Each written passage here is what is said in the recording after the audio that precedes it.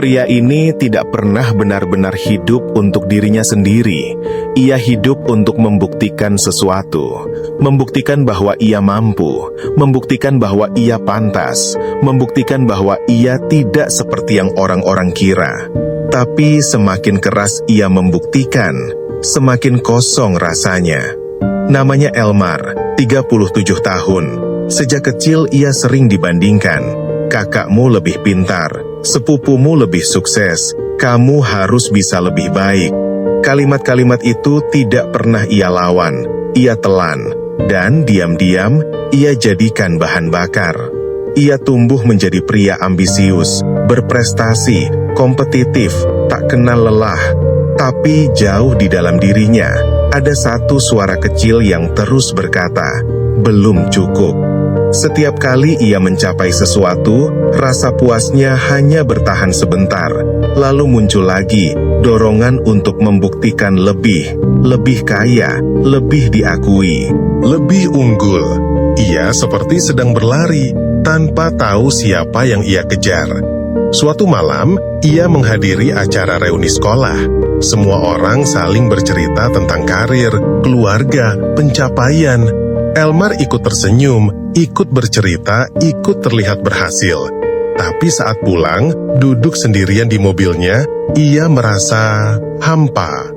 Ia menatap kaca spion dan bertanya pelan, sebenarnya aku ini lagi ngelawan siapa? Pertanyaan itu mengganggunya. Ia menyadari bahwa banyak orang yang dulu membandingkannya, bahkan sudah lupa. Tapi ia masih terus membuktikan diri kepada bayangan masa lalu yang mungkin sudah tidak peduli lagi. Beberapa hari kemudian, ia bertemu seorang mentor lama yang pernah membimbingnya di awal karir. Mentor itu berkata sesuatu yang membuatnya terdiam. Elmar, kamu ini hebat, tapi kamu kelihatan capek. Elmar tersenyum kaku. Ia tidak terbiasa menunjukkan lelah. Mentor itu melanjutkan, kamu hidup seperti sedang ujian terus. Padahal, siapa yang sebenarnya menguji kamu? Kalimat itu seperti menembus pertahanannya. Untuk pertama kalinya, Elmar tidak punya jawaban. Malam itu ia duduk di ruang kerjanya. Semua sertifikat dan penghargaan terpajang rapi di dinding. Ia menatapnya satu persatu. Lalu ia bertanya, kalau semua ini hilang, apakah aku tetap berharga? Dadanya terasa sesak, karena selama ini ia menggantungkan nilai dirinya pada hasil, dan itu membuat hidupnya rapuh. Hari berikutnya, Elmar memutuskan melakukan sesuatu yang tidak pernah ia lakukan. Ia mengambil cuti, bukan untuk liburan mewah, bukan untuk networking, tapi untuk diam.